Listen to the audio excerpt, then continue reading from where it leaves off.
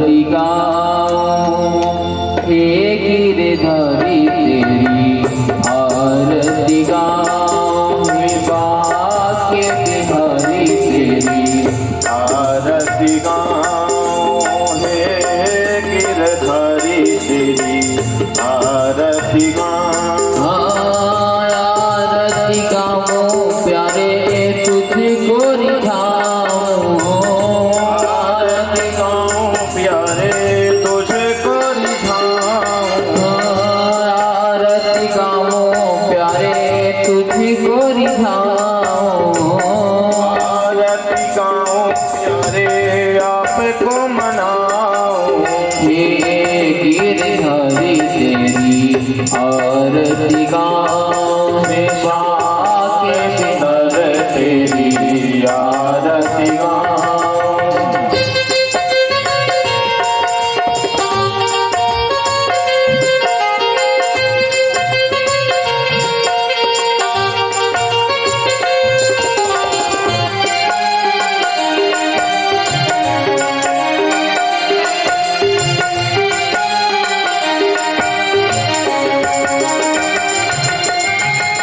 मोरे मुकुटे माथे पे सोहे, मोरे मुकुट माथे पे सोहे।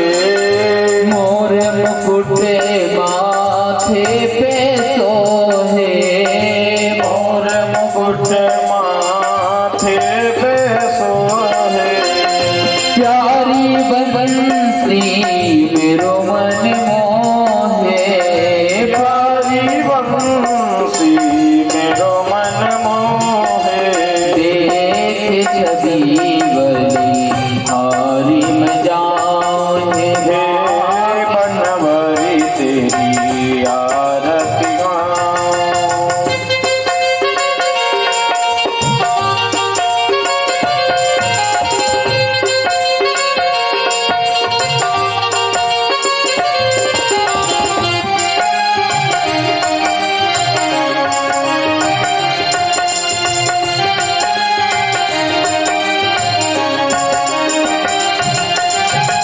चरणों से निकली गंगा प्यारी, चरणों से निकली है गंगा प्यारी।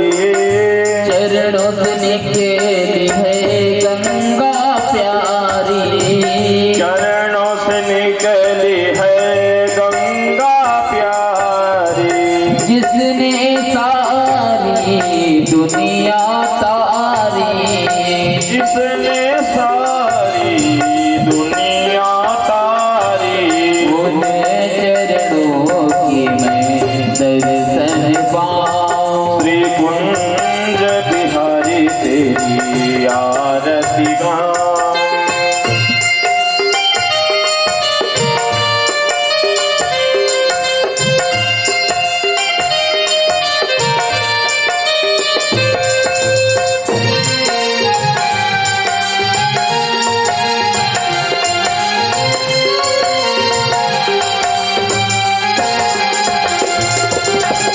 श्री हरिदास के प्यारे तुम्हें हो, श्री हरिदास के प्यारे तुम हो।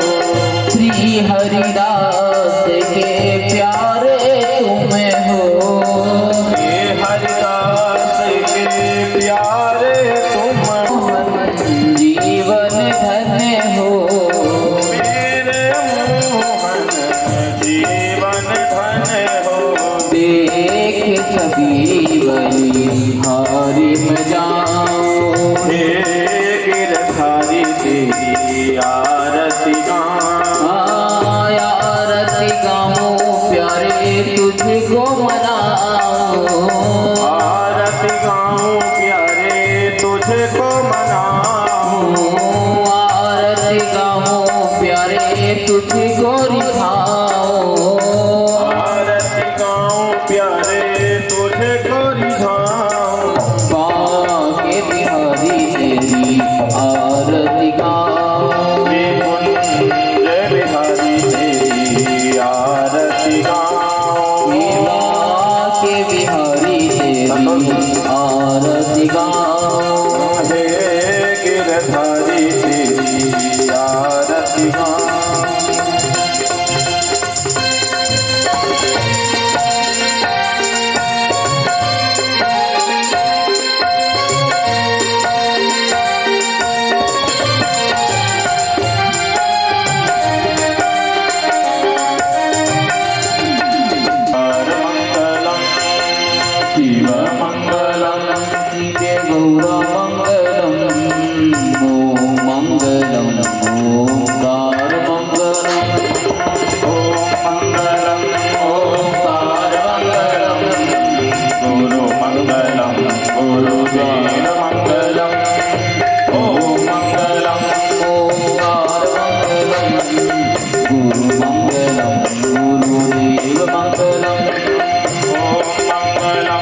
गरीबी के कारण में पर आपका आशीर्वाद मुझे प्राप्त हो जाए ऐसा मैं चाहता हूँ, मेरा कल्याण हो।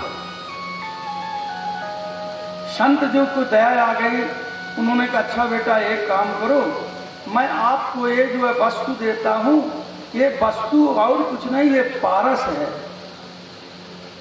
इस पारस को आप जो भी लोहा में स्पर्श करेंगे तो सब सोना हो जाएगा। बड़ा प्रसन्न हो गया भक्त कि बहुत सुंदर चीज मुझे मिल गई कि मैं जिस भी लोहे में स्पर्श कराऊंगा सब सोने का हो जाएगा। तो गुरुदेव वहीं पर जो है एक आला था, अलमारी जिसको कहते हैं, वहां पर गुरुदेव से लेकर के वह व्यक्ति जो है रख देता है। भक्त कहता है कि भक्त एक बरस के बाद में मैं पुनः लौटूंगा, तो एक बरस में तू जितना भी चाहे सोना बना सकता है, सोना बना लेना, इसके बाद में मैं अपनी ये वस्तु वापस ले लूंगा। भक्त ने कहा गुरुदेव बड़ी कृपा आपकी हो गई, बस बहुत है, एक वर्ष तो बहुत होता है। ऐसा जो है गुरुदेव को प्रणाम किया संत जी को। संत जी अपने स्थान के लिए चले जाते हैं। अब वह व्यक्ति सोचता है चलो आज नहीं कल स्पर्श कर लेंगे, कल नहीं परसों कर लेंगे, परसों नहीं नरसों कर लेंगे। और रोज सोचता था कि स्पर्श कराएंगे लोहे में, लेकिन हो गया अपने काम धंधे में व्यस्त हो जाता, उसका उपयोग नहीं कर पाया। धीरे धीरे 1 महीना 2 महीना 4 महीना यहाँ तक कि इतना व्यस्त हो गया काम में, गुरुदेव का ऐसा आशीर्वाद हुआ कि वो व्यस्तता उसकी बढ़ती चली गई, वो उसका उपयोग नहीं कर पाया। 1 बरस के बाद भी गुरुदेव पुनः लौटे। लौट करके गुरुदेव ने देखा कि ये तो ज्यों की स्थिति ज्यों की त्यों है, कोई परिवर्तन नहीं हुआ। अरे जिसे जो है पारस बड़ी मिल गई हो, अब पारस बड़ी को स्पर्श करके आदमी महल आज को बना देता, सारा नगर बसा देता सोने सोने का, लेकिन ये भक्त जो का त्यों है। बात क्या है, क्या पारस में कमी है, इसमें कमी है। जैसे जो है वो गुरुदेव पहुंचे वहां पर, संत जी देखा, भक्त प्रणाम किया, अंदर बैठाया, बोले बच्चा, बोले हाँ गुरुदेव, बोले तुम्हारी स्थिति तो ज्यों की त्यों है, क्या बात है, हमने जो वस्तु दी थी पारस की वो कहाँ डाले तुम, उसका उपयोग नहीं किए क्या? तब उसे ध्यान आया, बोले अरे गुरुदेव आपने जो पारस दिया था वो तो ज्यों की त्यों रखी रह गई, हमने उसका कहीं स्पर्श ही नहीं कराया। आलस्य बस परमात्मा कि चलो आज नहीं कल करेंगे, कल नहीं परसों करेंगे, स्पर्श करा लेंगे, एक दिन में तो सोना ही सोना हो जाएगा। बस इसी परमात्मा में मैंने उसका उपयोग नहीं कर पाया गुरुदेव, अब आप कृपा करके इसे मेरे पास में पुनः छोड़ जाइए। गुरुदेव ने कहा बस समय बीत गया, 1 वर्ष का आपको समय दिया गया था, अगर आप उसका उपयोग नहीं कर पाए ये आपकी गलती है, हम तो अपने स्थान के लिए जा रहे हैं, अब इसको पारस को ले जाएंगे। बंधुओं, गुरुदेव का दिया हुआ जो मंत्र है वो पारस है।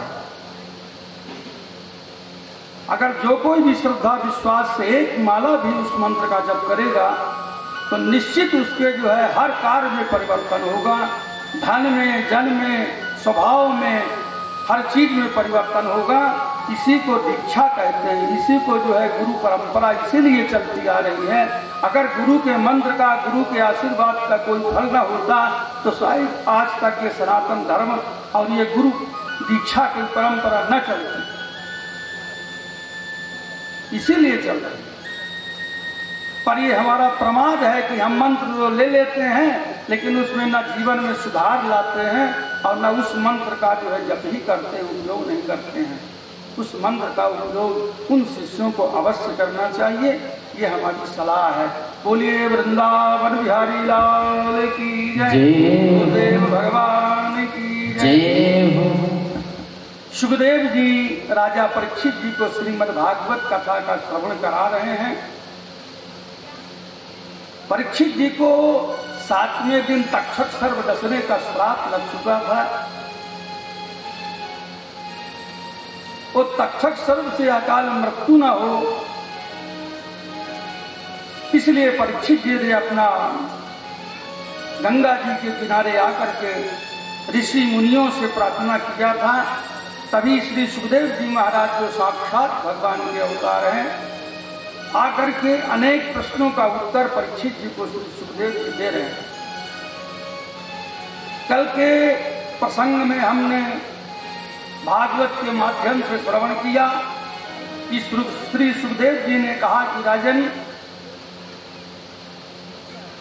द्वारिकाधीश बनने के बाद में भगवान कृष्ण रुक्मणी के साथ में मंगलमय विवाह किया।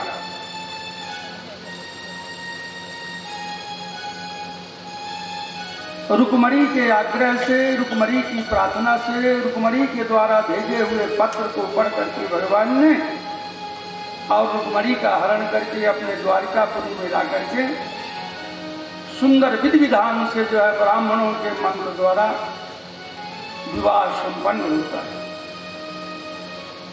हे राजन, उनके एक पुत्र हुआ जिसका नाम प्रद्युम्न है,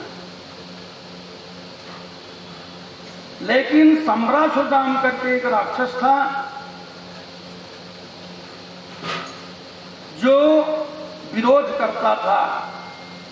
इसलिए क्या किया कि जब भगवान कि वह प्रद्युम्न पैदा हुआ तो 6वें दिन ही जब जात मात्र उसका जात कर्म हो रहा था तो 6वें दिन ही जो है वो जो है सूतकाग्रह में जा करके और चोरी करके ला करके उनको सम्रासुर ने जो है नदी में प्रवाहित कर दिया। षष्ठे अन्निजात मात्रम तु प्रद्युम्नम सूतिकाग्रहात् ममैसो हन्ते मुने चाहतवानम काल सम्राह। वह सम्रासुर जो है 6वें दिन ही जो है सूतकाग्रह में प्रवेश करके और प्रद्युम्न का हरण करके समुद्र में जो है बहवा देता है पेटी में। हे राजन, जैसे ही समुद्र में बहवाया वैसे एक बड़ी विशाल मछली थी, मछली जो है प्रद्युम्न जी को निगल जाती है।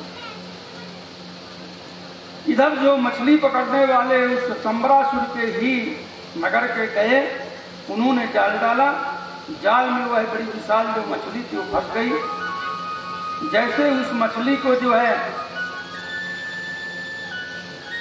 मछली पकड़ने वाले जो थे, जैसे ही उसमें जो अपने औजार का प्रवेश कराते हैं, काटने का प्रयास करते हैं, वैसे ही जो है उसमें बालक निकलता है। बालक देख करके उनके मन में आया, जो मछुआरे थे मछली पकड़ने वाले, ये तो बहुत सुंदर जो है बालक है, चलो इसको हम तो पाल नहीं सकेंगे कि इसके स्वरूप को देख करके लगता है किसी बड़े घर का है, इसलिए राजा को सौंप दिया जाए। अब वह सम्रासुर को ले जाकर के मछली प्रदान करते हैं। मछली वहां जाकर के अंदर प्रवेश करती है, उनको ले जाकर के वहां पर जो उनकी भोजन बनाने वाली जो रति थी, कामदेव की पत्नी, वो जैसे ही मछली को देखी, बालक को देखी, उसके मन में आ गया कि ये तो मेरे को ऐसा लग रहा है जैसे मेरे पति देव हों, ऐसा इनका स्वरूप है। ऐसा मान करके हे राजन वो सेवा करने लग जाती है। इधर क्या होता है कि नारद जी फिर जाकर के वो जो है रति जो थी कामदेव की पत्नी, उसको बताते हैं कि जिसकी तू सेवा कर रही है वो कोई और नहीं, तेरा पति ही है। हुआ ये था कि जिस समय जो है शंकर भगवान की तपस्या को भंग करने के लिए जो है कामदेव गए हुए थे, भगवान ने तीसरा नेत्र खोला था, ये कामदेव जल करके छार हो गया था। कामदेव की पत्नी जो रति थी वो प्रार्थना की थी कि हे भोलेनाथ, मेरे पति को आपने जो है जला करके राख कर दिया, मेरा जीवन कैसे चलेगा, इसलिए कृपा करिए। तो भगवान भोलेनाथ ने कहा था कि अब जाओ, अभी तो नहीं, कुछ तपस्या करो, आपका जो है ये पति आपको पुत्र रूप में प्राप्त होगा, फिर इसको आप अपना जो है पति में महामाया से बना लेना। हे राजन, नारद जी जाकर के वो रति को बताते हैं कि जिसकी तू सेवा कर रही है ये और कोई नहीं, तुम्हारे पति ही है। इस प्रकार से जब मालूम हुआ रति को, तो रति अपने महामाया के द्वारा जो है और उनके शरीर को बढ़ा लेती है, अपने स्वरूप बना करके फिर उनके साथ में निवास करती है। हे राजन, इस प्रकार से प्रद्युम्न जी को जो है और वह शंबरासुर के द्वारा हरण किया गया था, रति को प्राप्त हो गए, दोनों निवास करने लग गए। बोलिए वृंदावन बिहारी लाल की जय। सुखदेव जी कहते हैं राजन, एक बार भगवान को मिथ्या कलंक लग गया। मिथ्या कलंक लग गया। परीक्षित जी ने पूछा कि अरे भगवान को भी कोई मिथ्या कलंक लगता है, भगवान द्वारिकाधीश को? बोले हाँ। कैसे? बोले हे राजन, सत्राजिता सुतनयाम कृष्णाय कपिलविशाः इष्मन्तकेन मलिनाः श्यामवास दत्तवान। कहते हैं उस नगर में एक सत्राजित नाम करके राजा रहा करता था। वो सत्राजित जो है सूर्य भगवान की बड़ी उपासना करता था। भगवान की आराधना करके उसने जो एक सुंदर जो है इष्मन्तक नाम की मणि को सूर्य के द्वारा प्राप्त किया था। हे राजन, वह इष्मन्तक मणि इतना था कि 8 भार सोना उसमें प्रतिदिन निकलता था। प्रतिदिन उस सोने को लेकर के वह जो है सत्राजित अपना राज्य करता था। संजोग से एक दिन भगवान द्वारिकाधीश अपने जो है ग्वाल बालों के साथ में चौपड़ खेल रहे थे, तो सत्राजित दर्शन करने की इच्छा से द्वारिकापुरी पहुंचा। यह देख करके सभी ग्वाल बालों ने कहा अरे भैया द्वारिकाधीश प्रभु, लगता है कि सूर्य भगवान आपको दर्शन करने के लिए आ रहे हैं। भगवान तुरंत देखे, समझ गए, बोले नहीं, ये सूर्य नहीं है, ये सत्राजित मेरे पास आ रहा है।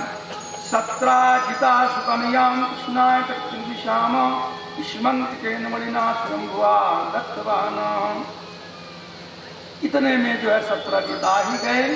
सत्राजित इष्मन्तक मणि को पहने हुए थे, इतना उसमें प्रकाश हो रहा था मानो साक्षात सूर्य भगवान हो। हे राजन, भगवान ने स्वागत किया, भगवान को प्रणाम किया। सब लोगों ने इष्मन्तक मणि देख करके बोले कि अरे इष्मन्तक मणि तो बहुत सुंदर है, ये आपकी नहीं, ये तो द्वारिकाधीश के पहनने लायक है। तो भगवान ने कहा अरे जो कोई परिश्रम किया है उसका इष्मन्तक मणि हमको क्या करना है, जाने दो। ऐसा कह करके भगवान ने टाल दिया। हे राजन, उसके मन में ये बात आ गई सत्राजित की, देखो मैं द्वारिकाधीश के यहाँ पहन करके गया तो मेरे लगता है इष्मन्तक मणि में द्वारिकाधीश की नजर लग गई, अब इसको पहन के कहीं नहीं जाना चाहिए। ऐसा मन में विचार करके जो सूर्य भगवान का मंदिर था राजन, वहीं पर इष्मन्तक मणि को रख देता है। अब इष्मन्तक मणि रख देने के बाद में अपने कार्य में लग गया। उसका एक छोटा भाई था जिसका नाम प्रसेन था राजन। वो प्रसेन जो है उस इष्मन्तक मणि कौतूहल वश स्वतः पहन लिया और घोड़े में सवार होकर के शिकार खेलने के लिए जंगल में चला गया। शिकार खेलने के लिए जंगल में गया, संजोग से उसे जो है एक सिंह मिल गया। सिंह ने जो है प्रसेन को मार करके इष्मन्तक मणि ले ली और इष्मन्तक मणि लेकर के जैसे शेर चलने लग गया, वैसे जो है एक रीछ जो है जामबान नाम करके रीछ थे, वो देखे कि सिंह बड़ा सुंदर कोई चमक वस्तु ले जा रहा है, तो सिंह को मार करके जामबान जो थे रीछ, वो इष्मन्तक मणि को छुड़ा करके गुफा में ले गए। गुफा में ले जा करके अपनी पुत्री को दे दी, जिसके पुत्री का नाम जामवती था। जामवती को खेलने के लिए दे दिए। अब इधर जब प्रसेन लौट करके नहीं आया, तब तो हल्ला हो गया कि अरे इष्मन्तक मणि पहन करके प्रसेन गया था, तो ऐसा लग रहा है कि द्वारिकाधीश और प्रसेन को मरवा करके इष्मन्तक मणि छीन ली है। अपने, क्योंकि उनको वो स्मंतक मणि देख चुके थे। हे राजन, ये बात मान करके जो है स्मंतक मणि को जो है द्वारिकाधीश ने छीन लिया है मार करके, ऐसा हल्ला हो गया। प्रसेन की जो स्त्री थी वो आपस में पूछती थी, सहेलियों ने पूछा कि आपके जो है स्वामी प्रसेन नहीं दिख रहे हैं। तो बोले कि ऐसा लगता है कि बहना देखो, मैं तुमको सत्य बता रही हूँ, लेकिन तुम किसी से कहना नहीं, किसी से कहना नहीं। हे राजन, इस बात को पता लगाने के लिए घोड़े में सवार होकर के भगवान गए, उस दिशा की ओर गए जहां प्रसाद गया हुआ था। जैसे आगे बढ़े देखी कि वहां सिंह मरा पड़ा है। सिंह के पदचिन्ह बना हुआ था, क्योंकि वो जो है उनका सिंह मरा। कुछ दूर तक सिंह को देखे, सिंह भी वहां मरा पड़ा हुआ था। फिर देखे कि वहां पर रीछ का पदचिन्ह बना हुआ था खून से। इसलिए भगवान समझ गए प्रभु कि ये जो है सिंह मारा गया और रीछ लेके चल दिया। भगवान उधर की ओर गए, गुफा में प्रवेश किए। गुफा में प्रवेश करके भगवान ने देखा कि वहाँ एक जो है जामवती बैठ करके उस स्मंतक मणि को खेल रही थी, और वह खेलते खेलते बोल भी रही थी कि सिंहा प्रसेन ममधीत सिंहो जाम्बवता हतः सुकुमारक मारोदीसी तब हेसो स्मरणिका। उनकी जो धात्री वहां पर थी, दासी जामवती की जो है धात्री, वो ये मंत्र बोल करके उस जामवती को खिला रही थी। इस जो है प्रसेन को मार करके सिंह ले लिया, सही स्मंतक मणि को, और सिंह को मार करके आपके पिता जाम्बवंत ले आए हैं स्मंतक मणि को। इसलिए हे सुकुमारी, आप इससे खेलो, रो मत। ये मंत्र को धात्री बोल बोल करके और वो खिला रही थी। भगवान समझ गए कि स्मंतक मणि तो यही है। जैसे भगवान आगे बढ़े राजन, वैसे बड़ी जोर से वो चिल्लाने लग गई पुत्री। कभी मानव देखी नहीं थी, मनुष्य को देखी नहीं थी, इसलिए जो है रुदन करने लग गई, चिल्लाने लग गई। उसके चिल्लाने की आवाज़ सुन करके राजन, उसके पिता जो जामवंत सो रहे थे, उठ करके बड़ी तेजी से दौड़े तो देखे कि ये जो है कोई मनुष्य आ गया है। भगवान को ललकारने लग गए, बोले आप इसमें कैसे प्रवेश कर गए मेरी गुफा में? क्या मेरा आपने जो है सुना नहीं है कि मैं मानवों का ही भोजन करता हूँ? भगवान ने कहा हम सब जानते हैं, लेकिन हम स्मंतक मणि लेने के लिए आए हैं। तो जामवंत ने कहा स्मंतक मणि आपको तो मिलेगी नहीं, क्योंकि हमने बड़ी प्रयास से इसको लाया है। तो भगवान ने कहा मैं तो स्मंतक मणि ले ही जाऊंगा, चाहे जैसे आप लेना चाहेंगे। जैसे भगवान दौड़े वैसे युद्ध करने लग गए जामवंत जी। हे राजन, जामवंत और भगवान द्वारकाधीश का भयंकर वहां पर युद्ध होता है। आपस में एक दूसरे के ऊपर जो है पकड़ करके एक दूसरे को पटकते हैं। फिर जो है भगवान ऊपर चढ़ जाते हैं, भगवान के ऊपर कभी जामवंत चढ़ जाते हैं। इस प्रकार से युद्ध हो रहा है। उस युद्ध को होते होते राजन 28 दिन बीत गए। 28 दिनों तक बराबर तुमल युद्ध होते रहा। भगवान ने कहा ऐसे में काम नहीं चलेगा, कुछ विशेष करना पड़ेगा। सो भगवान ने ऐसे मुष्टिका का प्रहार किए जामवंत के ऊपर कि जाम्बवंत जी का नस नस ढीला हो गया, सब सुस्त पड़ गए एकदम। जामवंत जी समझ गए कि हमारे सरकार राघवेंद्र का अवतार हो गया है। क्यों? क्योंकि जामवंत जो है पूर्व जन्म में भगवान राघवेंद्र सरकार के समय में युद्ध किए थे, और युद्ध करने के पश्चात जामवंत जी ने कहा था भगवान राघवेंद्र जी से कि प्रभु युद्ध तो बहुत विशाल हुआ है आपका, लेकिन मेरी हाथों की खुजली समाप्त नहीं हुई, मेरी इच्छा की समाप्ति नहीं हुई, मुझे अभी और युद्ध करने की इच्छा है। तो आप ही से युद्ध क्यों न कर लूँ? आप जैसे कोई योद्धा है नहीं, आप बड़े युद्ध करने में सक्षम हैं, इसलिए मैं आपसे ही युद्ध करना चाहता हूँ। अरे भगवान राघवेंद्र ने कहा जामवंत, हम तुम्हारे स्वामी हैं, तुम हमारे सखा हो, दास हो, इसलिए युद्ध करना अभी ठीक नहीं है। चलिए कोई बात नहीं, आपके जो है युद्ध करने की इच्छा की पूर्ति मैं करूँगा, लेकिन जब मैं सतयुग में भगवान कृष्णा अवतार लूँगा, उस समय मैं द्वारिकाधीश के रूप में आपके पास आऊँगा, तब आपकी इच्छा की पूर्ति करूंगा। हे राजन, वही भगवान जो है समझ गए कि युद्ध में ये परास्त नहीं हो रहे हैं, इसका मतलब वही जाम्बवंत है ये। इसलिए भगवान ने एक पुष्का का प्रहार किया, जैसे नभ ढीला हुआ, जामवंत भी समझ गए जामवान कि अरे ये मेरे स्वामी हैं, तो चरणों में गिर पड़े। हे राजन, चरणों में गिरने के बाद में बड़ी क्षमा याचना मांगी। बोले प्रभु मुझसे गलती हुई, मैं आपको नहीं पहचान पाया, क्षमा करिए। अब इसमें भेंट क्या दूं मैं? बोले मेरी पुत्री जामवती है, आप इसी को अपनी सेवा में ले जाइए, बस यही आपकी प्रार्थना है। हे राजन, भगवान को इस प्रकार से जो है जब जामवंत जी जो है अपनी पुत्री को समर्पित किए, भगवान ने कहा ठीक है। और बोले जिस प्रकार से कि विवाह में और तिलक दिया जाता है, विवाह में उपहार दिया जाता है, तो उपहार स्वरूप जो है भगवान को वही स्मंतक मणि जो है जामवंत जी दे देते हैं। हे प्रभु लीजिए, स्मंतक मणि लीजिए और मेरी पुत्री को ले लीजिए। हे राजन, इस प्रकार से जो है भगवान अब अपने द्वारिकापुरी के लिए पहुंच गए। कहते हैं भगवान को कलंक लग गया। कैसे लग गया? बोले भगवान को कलंक इसलिए लग गया कि त्वया भाद्रपदे शुक्लम चतुर्थ्या चंद्र दर्शनम कृतम येने भगवान वृथा सा ब्रह्मवात्मान। भादों के शुक्ल पक्ष की जो चतुर्थी होती है, उसको जो कोई देख लेता है तो उससे मिथ्या कलंक जरूर लगता है। इसलिए आज भी भादों के शुक्ल पक्ष की जो चतुर्थी का चंद्रमा होता है, उसको नहीं देखना चाहिए, उसका दर्शन नहीं करना चाहिए, नहीं मिथ्या कलंक लग जाएगा। जैसे भगवान को लग गया, सूर्य भगवान आ गए और सूर्य भगवान को मैंने कहा कि प्रभु मैंने तो परीक्षा ही लिया था मंत्र का, हो गया आप प्रस्थान करिए। तो सूर्य भगवान ने कहा था कि अरे पुत्री इस प्रकार से नहीं होगा, अगर आपने मेरा आवाहन किया है तो कुछ तो लेना पड़ेगा। बोले आपको गर्भवती हो जाएंगे आप। सूर्य भगवान ने तभी कर्ण को जो है स्थापित किए गर्भ में। तो कुंती ने कहा मैं तो कुमारी हूँ, मैं तो बदनामी हो जाएगी मेरी।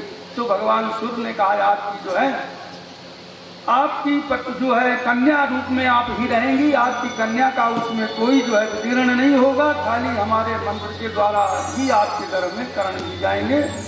तो हे भाई पुत्र, तभी में आपके बड़े भैया कर्ण हुए और मेरे बेटा कर्ण हुआ।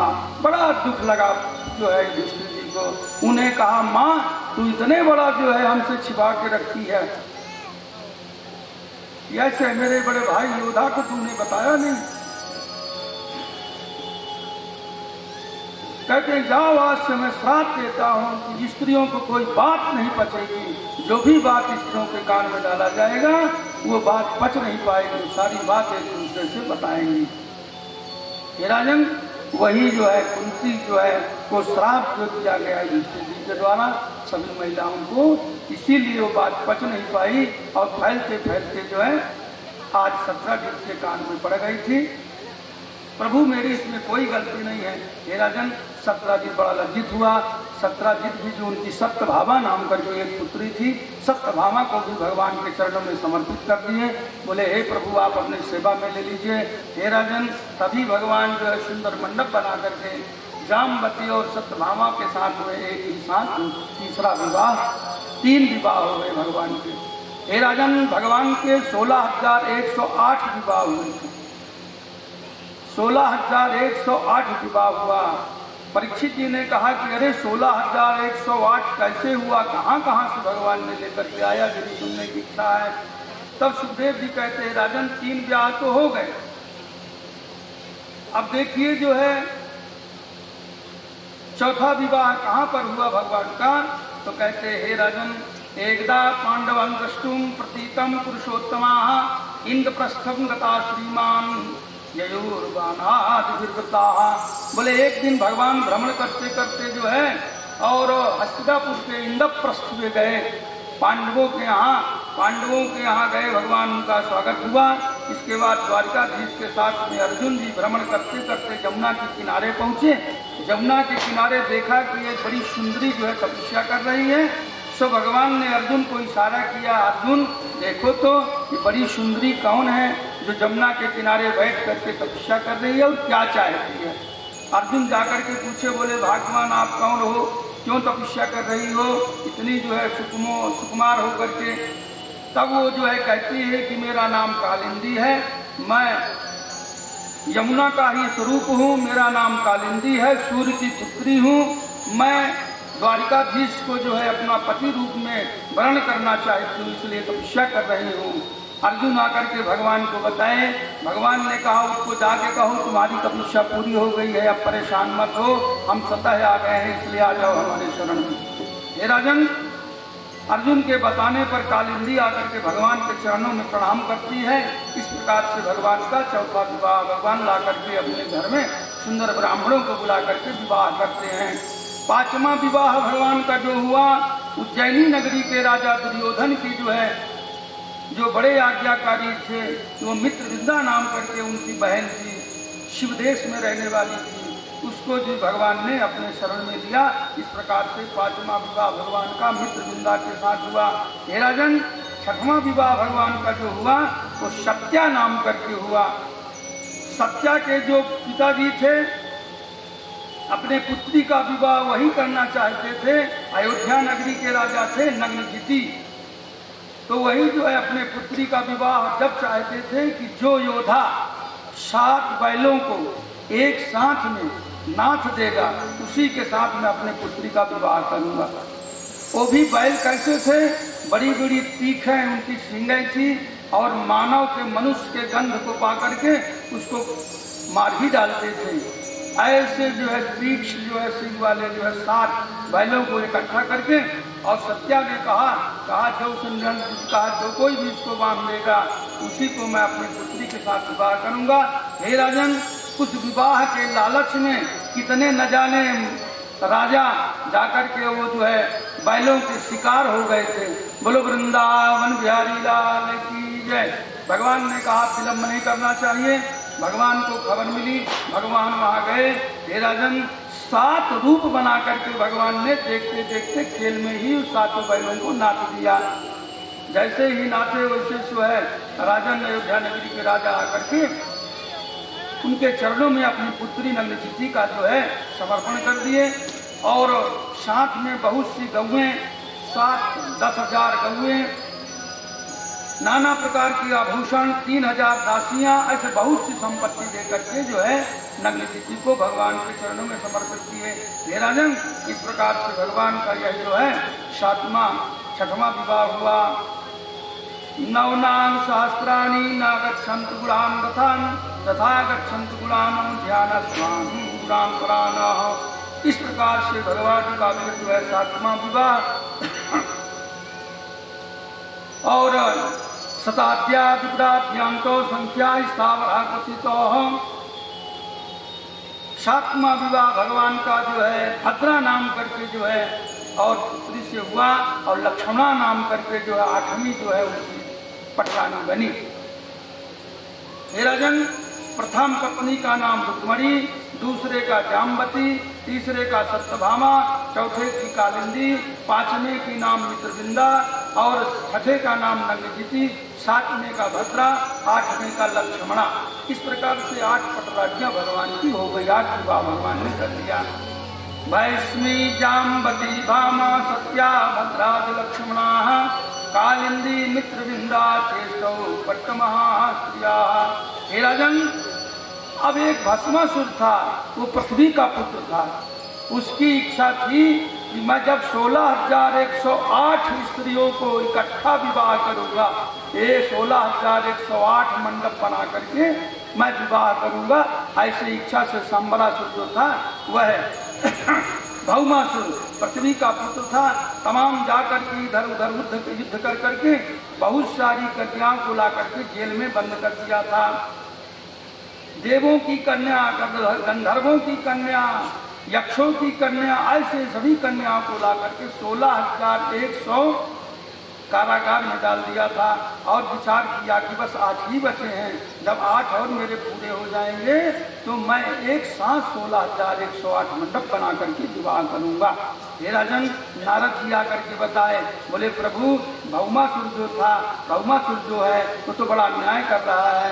बहुत सी स्त्रियों कन्याओं को ला करके जेल में बंद कर दिया अपने कारागार में, आप उनका उद्धार करें। नारद जी के कहने पर भगवान पहुँचे, और सकुंडलम चारुकिरीट भूषणम भवी पृथिव्याम पतिताम सचिज्वलातः।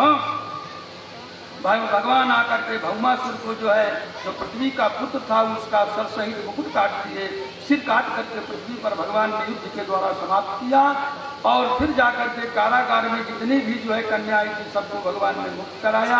हे राजन, मुक्त कराने के बाद में भगवान ने कहा जाओ आप अपने अपने पिताओं के यहाँ चले जाओ, जहाँ आपकी इच्छा हो चले जाओ। उन कन्याओं ने कहा कि अरे स्वामी, हमने सुना है आप विवाह जो है जो भी आपके शरण में आ जाती है आप उसे दासी रूप में स्वीकार कर लेते हैं। हम इतने दिनों से इस कारागार में बंद है तो हमारे पिताजी हमको क्या स्वीकार करेंगे, या कि कौन पुरुष हमारे साथ में विवाह करेगा, इसलिए हम चाहते हैं कि आप हमें ही अपने दासी रूप में स्वीकार करें। भगवान ने कहा कोई बात नहीं, इस समय मेरी लीला विवाह का ही चल रहा है, इसलिए आ जाओ। बोलो वृंदावन बिहारी लाल जय। दासी सताय विश्वतम दशाम्याः। इस प्रकार से भगवान 16,100 जो है सभी कन्या बोला करते राजन, विधिवत ब्राह्मणों को बुला करके मंडप सजा करके भगवान ने सुंदर 16,100 और विवाह किया। इसके बाद में भगवान की जो है दासियों पत्नियों की गणना 16,108 हो गई। बोलिए वृंदावन बिहारी लाल की जय, भगवान की जय। आइए थोड़ा संगीत के माध्यम से हम लोग भी उस विवाह का आनंद लें जो विवाह भगवान का हुआ।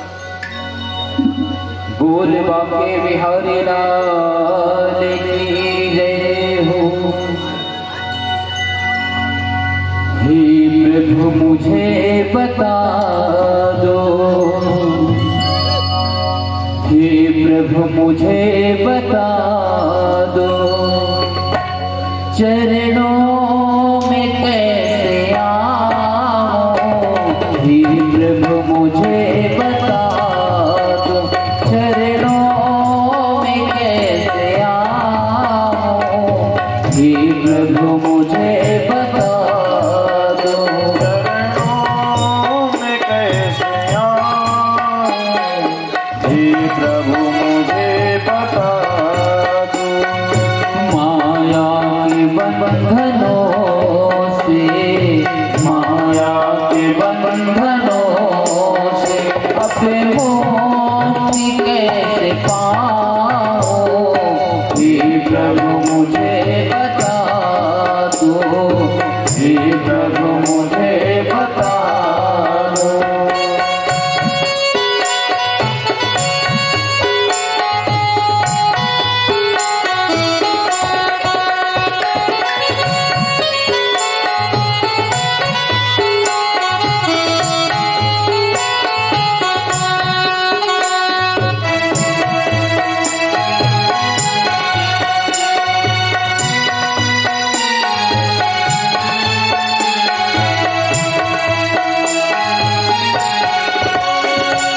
ना जान पूजन अज्ञान हूँ मैं भगवन, ना जानो कोई पूजन अज्ञान हूँ मैं भगवन। ना जानो कोई पूजन अज्ञान हूँ मैं भगवन। ना जानो कोई पूजा अज्ञान हूँ मैं भगवन।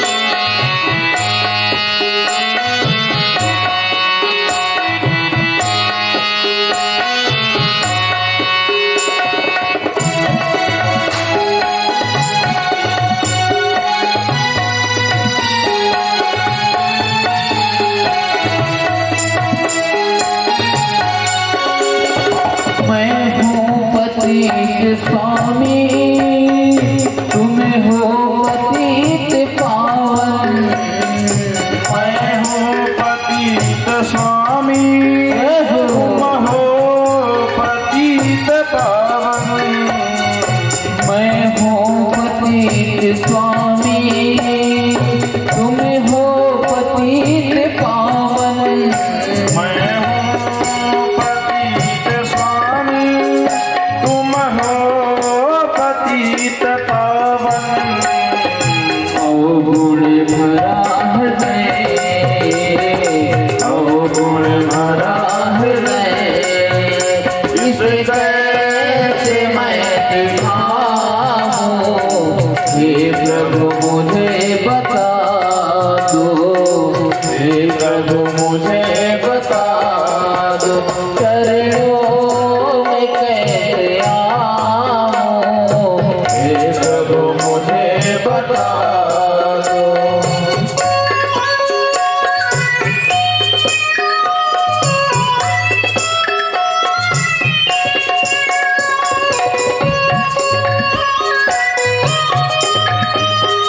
सभी लोग तालियों की सेवा करते हुए भगवान के भजन में भाव के साथ गाते रहे, क्योंकि जिसने बजाई है ताल उसके खुल गए भाल और वो हो गया निहाल। इसलिए ताली की सेवा और वाणी की सेवा देते रहिए सभी लोग मिलकर, क्योंकि हम सब लोग मिलकर के भगवान को मना रहे हैं। अच्छा हूँ या बुरा हूँ जैसे भी हूँ मैं तुम्हारा। अच्छा हूँ या बुरा हूँ जैसा भी हूँ तुम्हारा। अच्छा हूँ या बुरा हूँ जैसे भी हूँ तुम्हारा। अच्छा हूँ या बुरा हूँ जैसा भी हूँ तुम्हारा। ठुकरावे ना मुझे जय हो। ठुकरावे ना मुझे चरणों में सिर झुकाओ। हे प्रभु मुझे बता दो। चरणों में कैसे आऊं। हे प्रभु मुझे बता दो।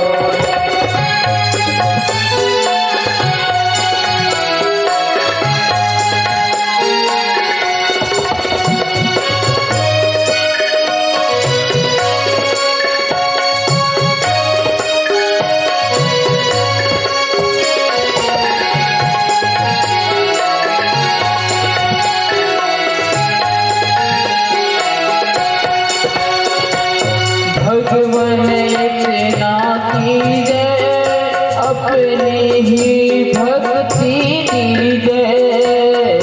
भगवान इतना कीजिए अपनी ही भक्ति दीजिए।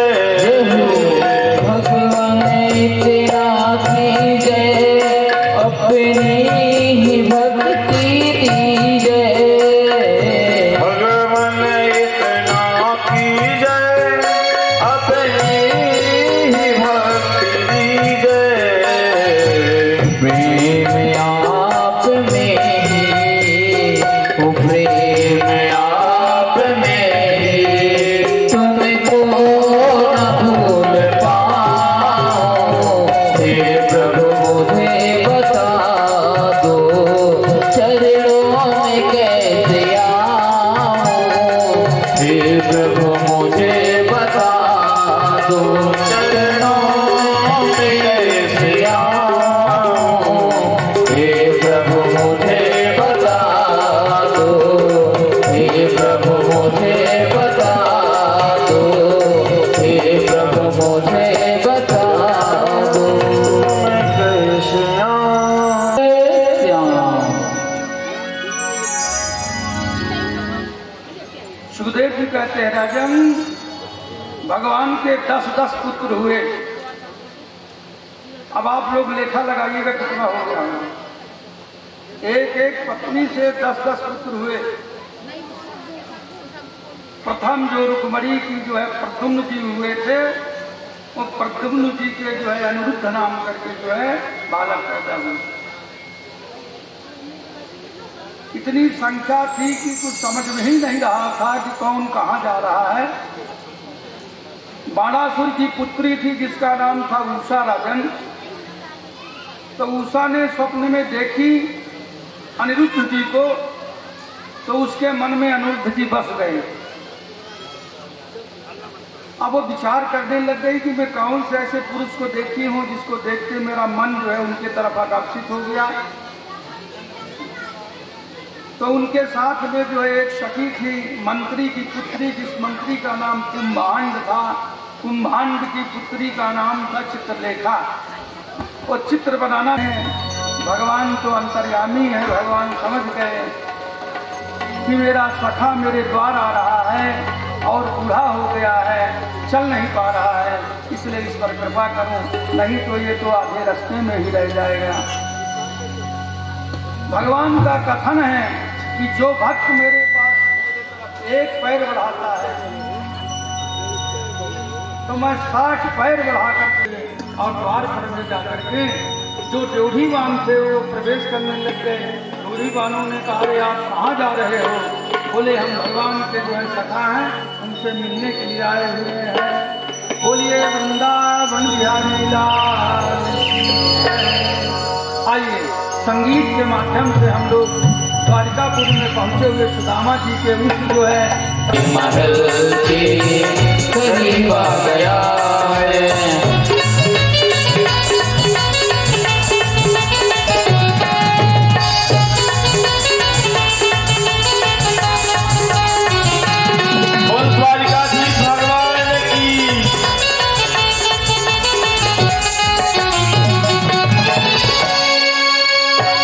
नजर पे है पगड़ी, नतन पे है जामा, बता दो कन्हैया को नाम है सुदामा। हो मिलने सुदामा करीब आ गया है। चलिए भैया, सुदामा करीब आ गया है।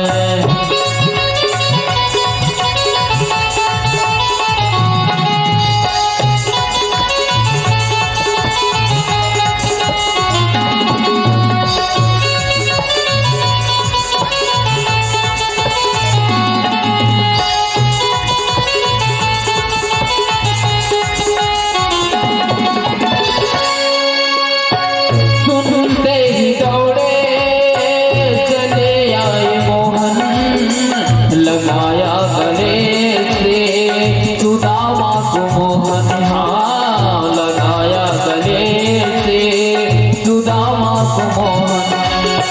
सुनते ही दौड़े चले आए मोहन, लगाया गले से सुदामा को मोहन, हाँ लगाया गले से सुदामा को मोहन।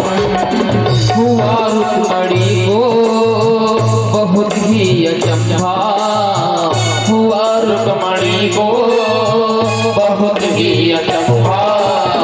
ये महिमाओं कैसा अजीब आ गया है, ये महिमाओं कैसा अजीब आ गया है। अरे द्वारपालो कन्हैया से कह दो, अरे द्वारपालो कन्हैया से कह दो कि मिलने सुदामा करीब आ गया है। मिलने सुदामा करीब आ गया है।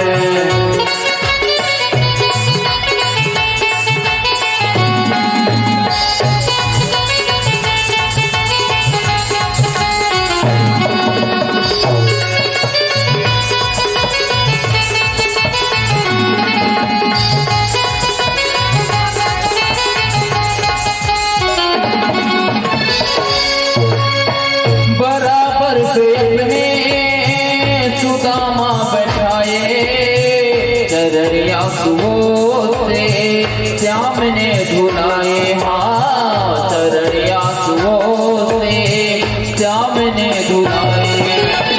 बराबर में अपने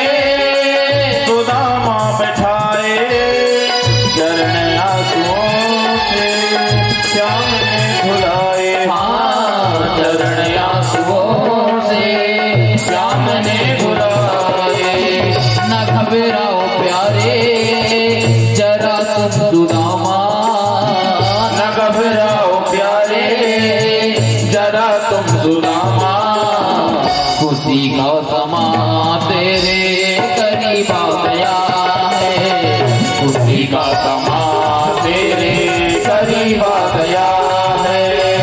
अरे द्वार पालो कन्हैया से कह दो, अरे द्वार पालो कन्हैया से कह दो, करीब आ गया है, सिकंदे सुदामा करीब आ गया। बिहारी लाल की जय हो।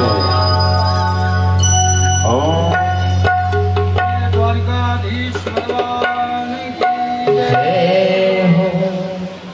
सब लोगों ने गीत के माध्यम से सुना द्वारिका। इस प्रकार से वर्णन सुना सुदामा का नाम जैसे सुनते हैं भगवान दौड़ करके जो है सुदामा को गले लगाने के लिए भगवान ने दौड़ा। दुपट्टा भगवान का गिर जाता है, भगवान जा करके और सुदामा जी को गले लगा देते हैं। गले लगा करके सुदामा जी को जो है ला करके सुंदर आसन में बैठा करके चरणों को पखारते हैं।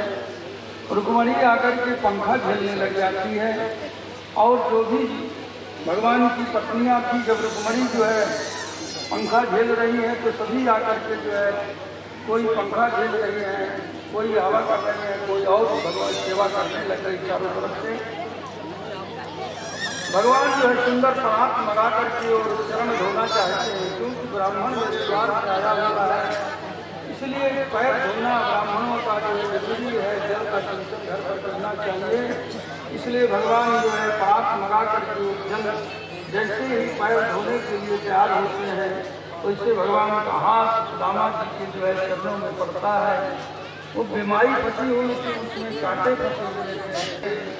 एक सुदामा की दीन दशा करुणा करके गंगा धोए, पानी परात को हाथ छुओ नहीं, नैनन के जल सो पग धोए। अश्रुपात भगवान के नेत्रों से होने लग गया। उन्होंने जो जलपात्र था उसका जल नहीं, अपने आंसू से ही भगवान सुदामा जी के पैरों को जो है धुल दिए। तभी देवियाँ जो है ला करके जल देती है, बोले अब कोई आवश्यकता नहीं है। अपने पीताम्बरी से सुदामा जी के चरणों को भगवान जो है पूछ करके सुंदर सिंहासन में बैठाए, अपने पर्यंक में बैठा करके सुदामा जी को सुंदर भोजन कराते हैं। सुदामा जी जो पोटली रखते थे वो पोटली को बार बार ऊपर की तरफ खींच रहे हैं कि इतना वैभव संपत्ति युक्त मेरा सखा द्वारिकाधीश है, तो मैं इस जो है चावल को कैसे भेंट करूं, इसलिए वो छिपा रहे थे बार बार भजन। तभी भगवान की नजर उस पोटली में पड़ गई। जैसे भगवान चरण दबाने लग गए, चरण दबाते दबाते बहलाना चाहते थे। उन्होंने कहा कि अरे सखा सुदामा, बोले हाँ कन्हैया, बोले देख जब हम लोग पढ़ा करते थे साथ में तो कितना जो है आनंद आता था। एक दिन आपको स्मरण है, हमारे जो है गुरु बाबा ने भेजा हमें लकड़ी लेने के लिए। मैया हमको जो है चना बांधी थी कि चना आपस में बांट करके खा लेना, भूख लगेगा। तो देखिए जिस दिन हम लोग लकड़ी लेने के लिए गए भैया तो बारिश होने लग गया था। उस बारिश और बिजली चमकने से मारे भय के हम लोग जो है वृक्ष में चढ़ गए थे और वृक्ष में चढ़ करके और रात्रि व्यतीत किया। आप निकाल करके जो है चना खाने लग गए थे। जब दांत कटकटाया तो हमने पूछा भी कि सखा क्या खा रहे हो, तो आपने कहा कुछ नहीं खा रहे हैं कन्हैया, हम तो हमारे दांत ठंडी की वजह से कटकटा रहे हैं। बोले अच्छा उसी का आवाज होगा, आपको ध्यान है। तभी जाकर के आपको जो है मैया ने कहा भी था कि जो तू जो है चोरी का अपने सखा का चोरी किए इसलिए तू दरिद्री होगा। आज तेरा वह समय आ गया दुखता दूर करने का भैया। और नाना प्रकार की चर्चाओं को करते करते फिर जो है इतने में जो है रुक्मणी जी आ गई। सब देवी लोग आकर के देखने लग गए कि ऐसे जिसके जो है न शरीर काया में कोई दम न वस्त्रों में, और ऐसे जो है गरीब ब्राह्मण को अपने सिंहासन में बैठा दिए जिसमें बड़े बड़े देवता लोग ललायित होते हैं। जैसे ही उन्होंने देवी पहुंची भगवान का नजर जो है गया और कहने लग गए कि अरे सखा सुदामा तेरा ब्याह हुआ है, बोले हाँ भैया ब्याह तो हो गया। बोले हमारी भाभी अच्छी मिली हुई है? तो बोले हाँ बहुत अच्छी भाभी मिली है। अच्छा क्या नाम है बताओ तो? बोले सुशीला नाम है। बोले अच्छा जब नाम ही सुशीला है तो सुशीला तो होंगे ही। अच्छा ये बताओ हमारे लिए कुछ भेजी है कि नहीं? अरे बोले भैया हम गरीब आदमी हैं, तुम्हारे लिए क्या ला सकते हैं, इसलिए कुछ नहीं आया है। अरे बोले तू झूठ बोल रहा है, एक बार झूठ बोला था तो तेरे को ख्याल है चना खा लिया था तो अभी तक तुम्हारी स्थिति है, फिर भी झूठ बोल रहे हो। अवश्य करके हमारी भाभी हमारे लिए कुछ भेज जरूर भेजी होगी। तभी सुदामा जी बार बार उसमें डाला।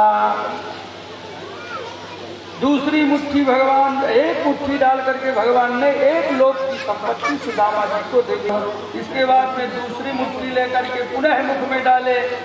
भगवान ने आज योग माया को आदेश किया कि दूसरा लोक भी जाकर की संपत्ति है उसे मेरे सखा सुदामा को दो। तीसरी मुट्ठी जैसे उठाने लग गए वैसे रुक्मणी पकड़ ली।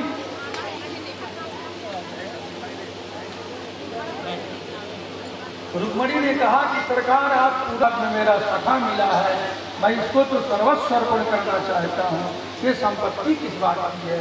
लक्ष्मी जी रुक्मणी कहती है कि स्वामी वो तो ठीक है लेकिन हम लोग भी रहने की स्थान आप छोड़ेंगे कि नहीं छोड़ेंगे? राजन इस प्रकार से सारी दो लोग की संपत्ति सुदामा को प्राप्त हो गई। भगवान जो है भोजन के बाद में शरण दबाते हैं और अनेक प्रकार की चर्चाएँ होते हुए जब प्रातः काल हुआ उस चर्चा में जब जाने का हुआ तो सुदामा जी कहते हैं कि अरे लाला तूने हमसे तो पूछ लिया कि हमारा ब्याह हुआ है कि नहीं हुआ है, लेकिन तू नहीं बताया कि तेरा ब्याह हुआ कि नहीं, निमंत्रण नहीं दिया है। बोले अच्छा तो लाला कम से कम उनको मेरे को दिखा तो दो, पहचान तो करवाओ। भगवान ने कहा अच्छा चलो आओ प्रणाम कराते हैं। सुदामा जी ने कहा कहाँ है आपकी पत्नियां? भगवान ने कहा जितने भी स्त्रियां यहाँ की। बोले इतना ब्याह किया लाला? बोले हाँ, सब लोगों को प्रणाम करने के लिए बुला, एक एक करके प्रणाम करो। सुदामा जी बैठे हुए थे, रुक्मणी जी आई, सत्यभामा आई, जानकी आई, स्वरूप में आकर के भगवान जी विराजे हैं, भेंट करते हैं, इनकी जो है सारी संपत्तियों की वृद्धि होती है। बोलिए द्वारिकाधीश भगवान की जय। अब सुदामा जी जब घर के लिए चलने लग गए तो भगवान कहते हैं सुदामा कुछ दिन और रुक जाओ। सुंदर वस्त्र पहने हुए आभूषण, जैसे उसने देखा कि मेरे स्वामी आ गए, सखियों के साथ में जो है आरती लेकर के जो है जैसे सुशीला नीचे उतरी, आवाज लगाती है कि स्वामी आइए आइए, आप ही का महल है, आप ही का राजपाट है, आइए यहाँ निवास करिए। सुदामा जी ने कहा अरे सुशीला ये कहाँ से इतनी संपत्ति आ गई? अरे बोले स्वामी आप जिन सखा के यहाँ मिलने के लिए गए थे द्वारिकाधीश भगवान के, उन्हीं की कृपा हो गई है। बोले अच्छा मुझे तो कुछ नहीं दिए लेकिन तुम्हें इतना सारा संपत्ति प्राप्त कराए। बोले वो तो सब आप ही का है। मेरा जन इस प्रकार की सुशीला जो है सुदामा जी को अंदर ले जाती है।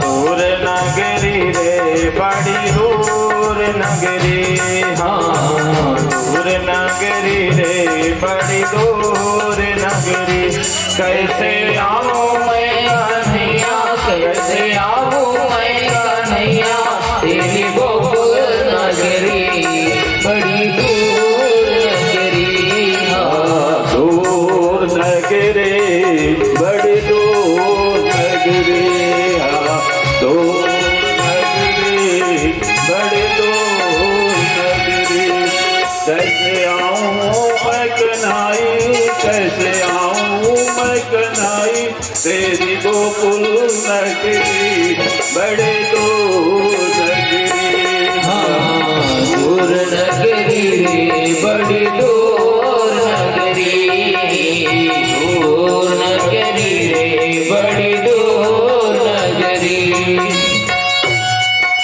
कबूतर से लिए, अजगर से लिया।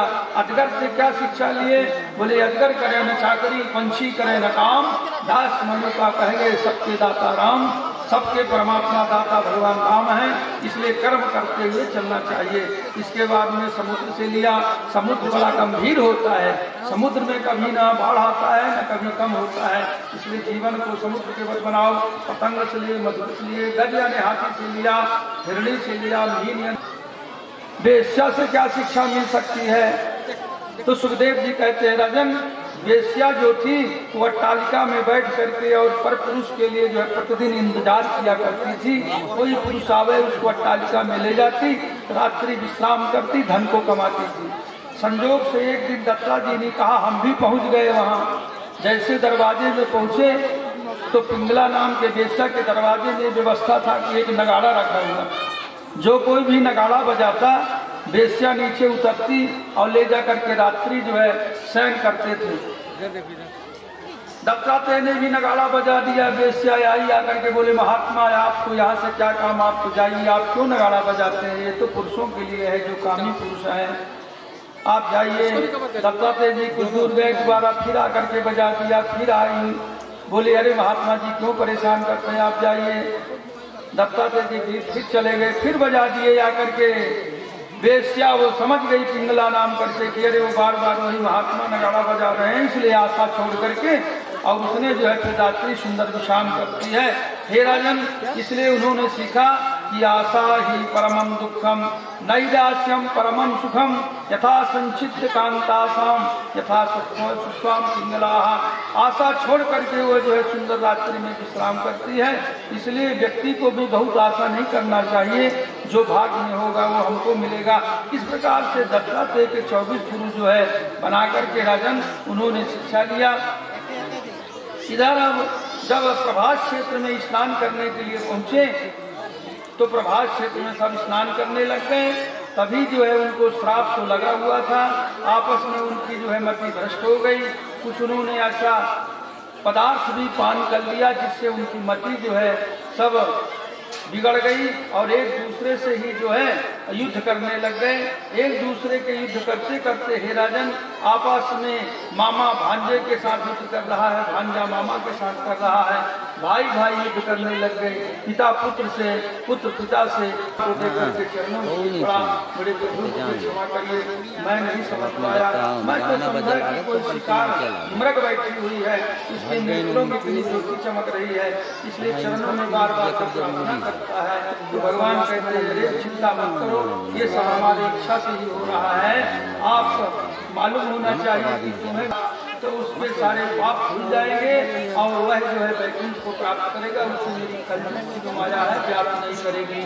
उद्धव बुलाए और आकर के पुराण लाए भगवान के प्रहलाद सुदामा तारे, प्रहलाद सुदामा जी को प्यारे, प्रहलाद सुदामा तारे, प्रहलाद सुदामा तारे, रूप भजोरे मन गोविंदा, रूप में रंगा भजोरे मन गोविंदा, नटवर नागर नंदा भजोरे मन गोविंदा, नटवर नागर नंदा भजोरे मन गोविंदा, चंद्र सखी भजे बाल कृष्ण छवि, चंद्र सखी भजे बाल कृष्ण छवि। तो वह कश्यप ऋषि जो थे, कश्यप ब्राह्मण को चले गंगा जी के किनारे जैसे जाने लगे, रास्ते में जो है तक्षक से भेंट हो गया। तक्षक जो है भेष बदल करके जा रहा था। तक्षक समझ गया, क्योंकि वो भी मायावादी था, वो समझ गया कि ब्राह्मण जा कहाँ रहे हैं। तक्षक ने प्रणाम किया, बोले पुत्रदेव कहाँ जा रहे हो? बोले हमने सुना है आज परीक्षित जी को जो है तक्षक सर्प डसेगा, उनकी मृत्यु हो जाएगी, इसलिए हम उनके रक्षा के लिए जा रहे हैं। अच्छा आप उनको बचा लोगे? तक्षक सर्प डसेगा तो उससे रक्षा कर सकोगे? बोले हाँ, हमारे पास मंत्रों में वो शक्ति है कि हम राजा परीक्षित जी को बचा ले जाएंगे। बोले कैसे? बोले आप कौन? बोले मैं ही हूँ परीक्षित। तक्षक बोले अच्छा परीक्षा ले लो। तो तक्षक ने कहा अच्छा हम परीक्षा ले रहे हैं, हमारे परीक्षा में आप पास हो जाओगे तभी हम समझेंगे कि आप परीक्षित जी की रक्षा कर सकते हो। ठीक है, वहाँ पर सूत जी कहते हैं सोनकाद ऋषियों, वहाँ पर एक नीम का वृक्ष था, उस नीम के वृक्ष में वो तक्षक सर्प गया और अपने जो है दंश का प्रयोग करता, जैसे उस नीम के पेड़ में अपने उसको जो है दंशन किया, वैसे देखते देखते वो नीम का पेड़ जो है आग लगा और आग लग करके वो जो है सारा पेड़ जल करके राख हो जाता है। तक्षक ने कहा ब्राह्मण देव अब आप अपनी शक्ति दिखाइए। ब्राह्मण ने कहा जरूर दिखाऊंगा। ब्राह्मण कमंडल के जल से निकाले और अपने जो है तपस्या के बल से ऐसा मंत्र का उन्होंने जो है उस पर क्षेपण किया कि वो देखते देखते नीम का पेड़ जो जल करके राख हो गया था वो निकला फुटता 2 पत्ता 10 पत्ता 25 डाल वगैरह साथ जो के जो हरा पेड़ हो गया नीम का। यहाँ तक कि उसमें एक बहेलिया जो है नीम के जो है पेड़ को काटने के लिए गया था वो भी जल करके राख हो गया था। तो वो नीम को काटने वाला बहेलिया ज्यों का त्यों उसी प्रकार से फिर से कुल्हाड़ी चलाने लग गया। तक्षक सर्प ने कहा ओ राम ये तो आज जो है ब्रह्मा के वाक्य को भी मिथ्या कर देगा ब्राह्मण, इसलिए क्या किया जाए, इसको कैसे जो है ये दूर किया जाए। इसलिए तक्षक ने कहा कि देखो आप जो है ब्रह्मा के विधान को नहीं बदल सकते। आप अगर बचा लेंगे राजा को तो एक ऋषि का श्राप मिथ्या हो जाएगा और मृषा न हो देव ऋषिवाणी, ऐसा शास्त्रों में आया है। ऋषियों की वाणी कभी मृषा नहीं मिथ्या नहीं हो सकती है। इसलिए ब्राह्मण आप वापस चले जाओ।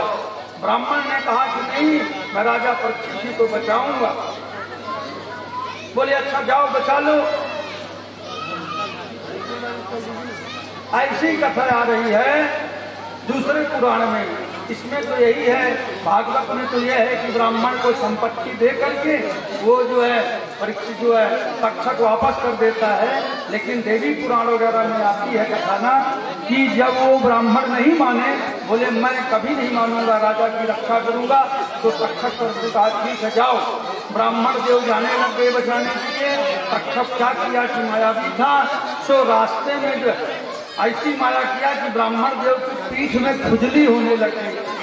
इतना तीव्र खुजली हुई कि खुजलाते परेशान हो गए और वो पीठ में जो खुजली हो रही थी उसको नहीं पहुंच पा रहे थे। दोनों तरफ से हाथ लगा रहे थे लेकिन खुजली मिट नहीं रही थी।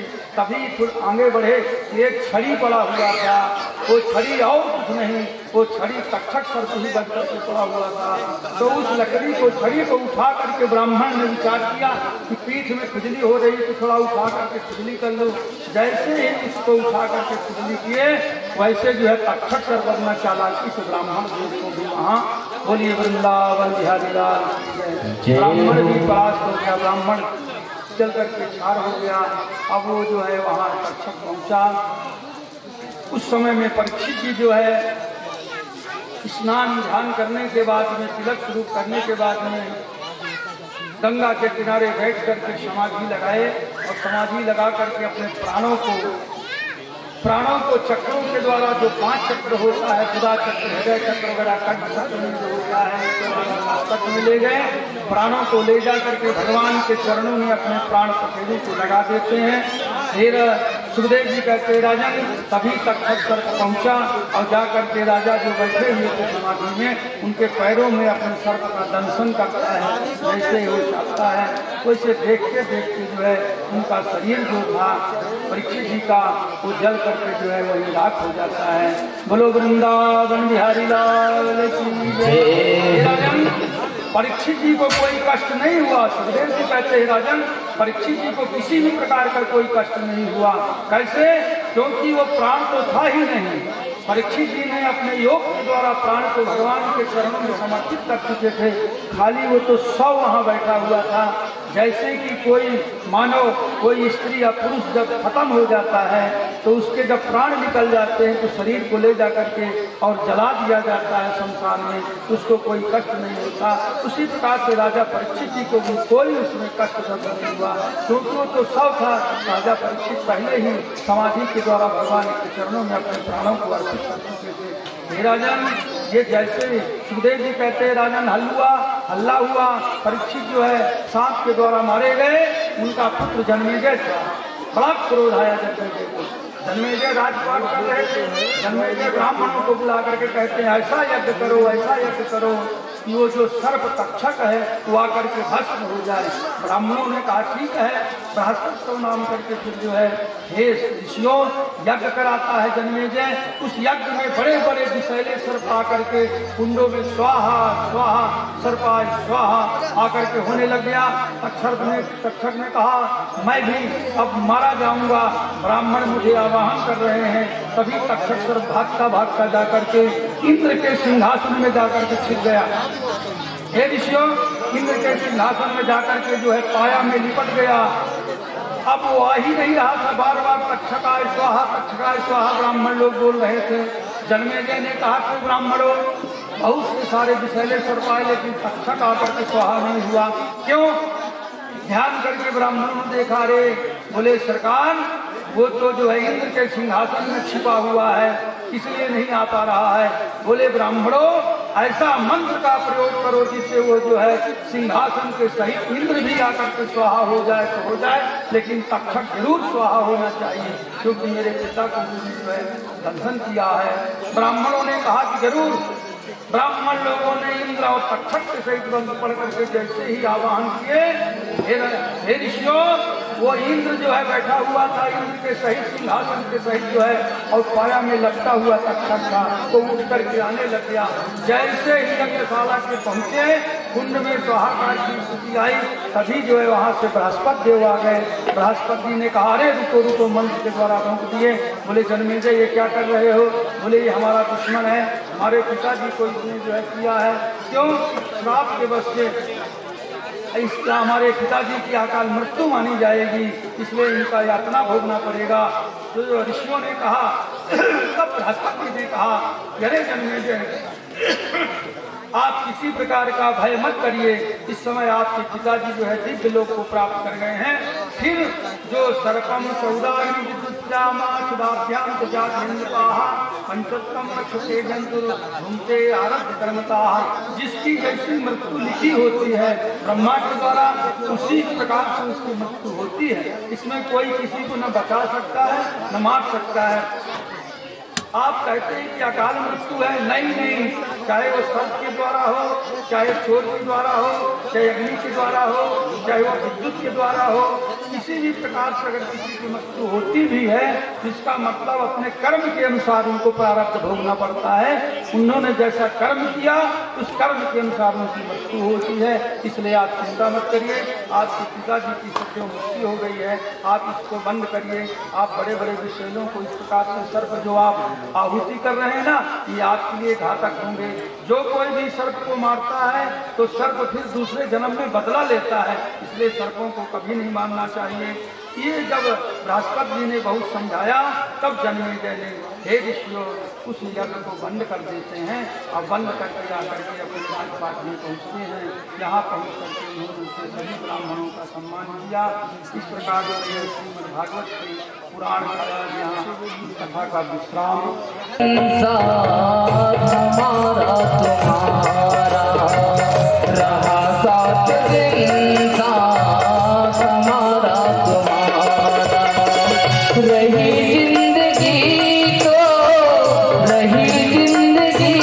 तो मिलेंगे दोबारा, रहा साथ दिन साथ हमारा तुम्हारा, रहा साथ दिन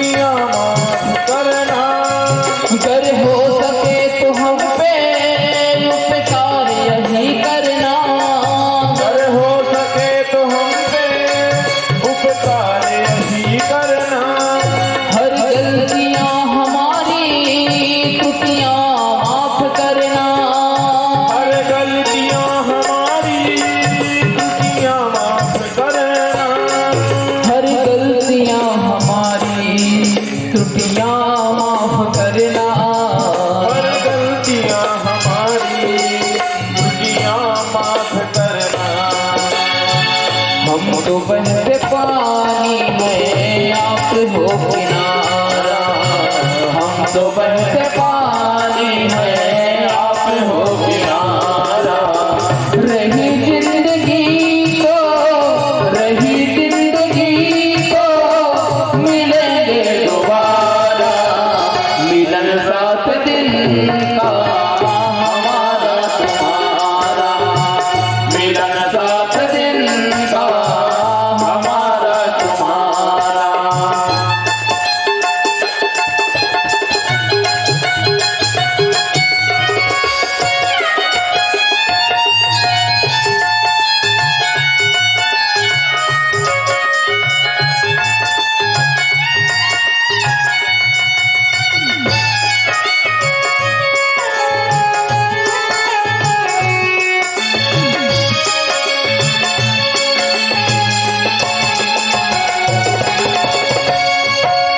भक्ति को आपके हम भुला ना सकेंगे, इस भक्ति को आपके हम भुला ना सकेंगे, इस भक्ति को आपके हम भुला ना सकेंगे, इस भक्ति को आपके हम भुला ना सकेंगे।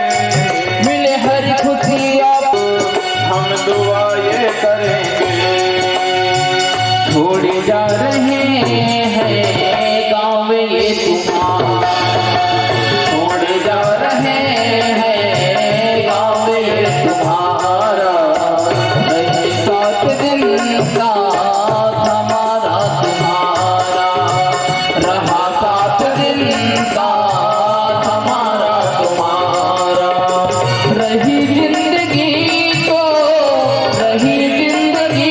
तो मिलेंगे दोबारा, रहा सात दिन का हमारा तुम्हारा, रहा सात दिन का हमारा तुम्हारा, रहा सात दिन का हमारा तुम्हारा। रहा सात दिन का हमारा तुम्हारा। तो जाते अपने गाँव सबको राम राम राम, तो जाते अपने गाँव सबको राम राम राम, हम तो जाते अपने गाँव सबको राम राम राम। हम तो जाते अपने गाँव सबको राम राम राम। ये सबको राम राम राम, सीता राम राम राम, सबको राम राम राम, सीता राम राम राम, ये सबको राम राम राम, सीता राम राम राम। सबको राम राम राम, सीता राम राम राम। हम तो जाते अपने गाँव सीता राम राम राम, हम तो जाते अपने गाँव सीता राम राम राम, हम तो जाते अपने गाँव सीता राम राम राम। हम तो जाते अपने गाँव सबको राम राम राम। ये हम तो जाते सबके गाँव सीता राम राम राम। हम तो जाते अपने गाँव राधे श्याम श्याम, हम तो जाते अपने ग्राम राधे श्याम श्याम श्याम, हम तो जाते अपने ग्राम राजा राम राम राम। हमारे पूज्य श्री गुरुदेव जी का सानिध्य हम सबको प्राप्त हुआ 7 दिवस का श्री द्वारिकाधीश महाराज द्वारिका प्रसाद। पापियों को पाप से है आरती, श्री भागवत भगवान की है आरती, पापियों को पाप से है आरती। श्री भागवत भगवान की है आरती, पापियों को पाप से है आरती।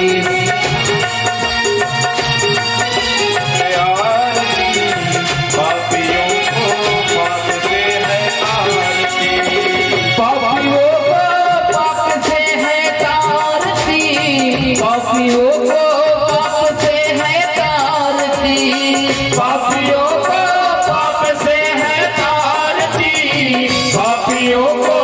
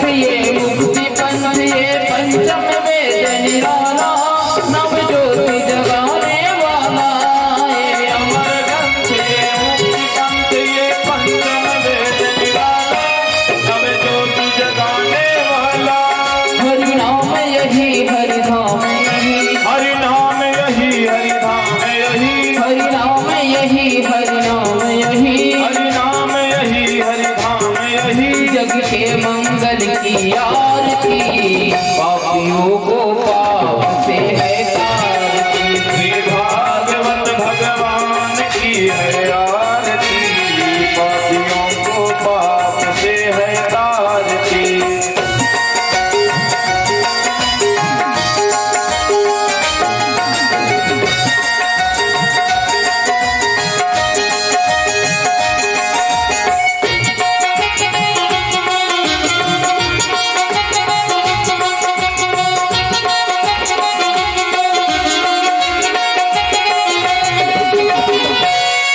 ये शांति गीत पावन पुनीत, पापों को मिटाने वाला, हरि दर्श कराने वाला।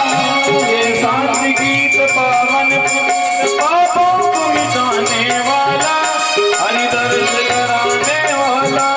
ये सुख करनी, ये दुख हरणी, ये सुख करनी, ये दुख हरणी, ये सुख करनी, ये दुख हरणी। ये सुख करनी, ये दुख हरणी। श्री मधुसूदन की आरती, पापियों को पाप से है तारती। श्री भागवत भगवान की है आरती, पापियों को पाप से है तारती।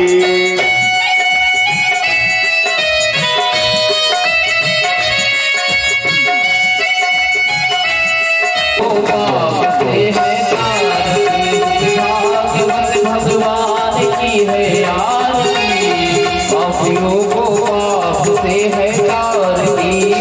पापियों को पाप से है तारती।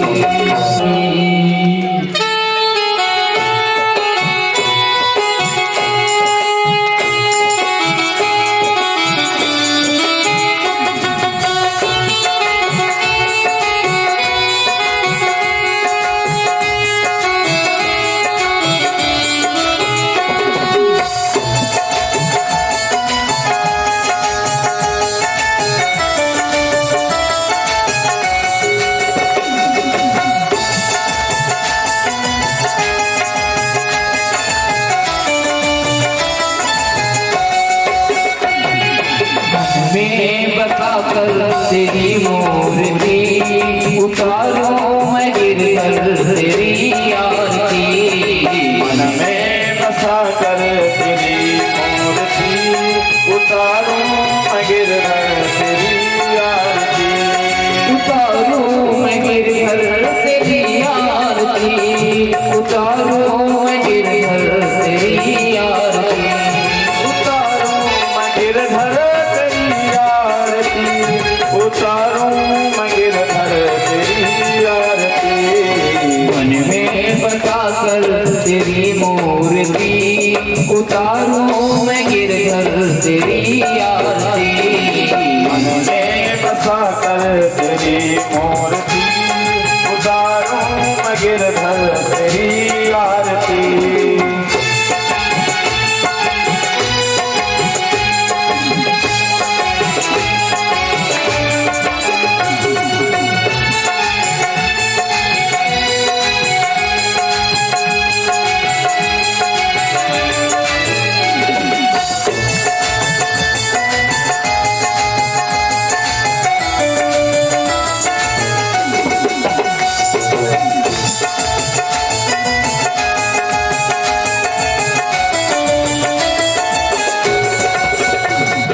करुण करो कष्ट हरो ज्ञान दो भगवान, भव में फंसी नाव में मेरी तार दो भगवान। करुण करो कष्ट हरो ज्ञान दो भगवन, भव में फंसी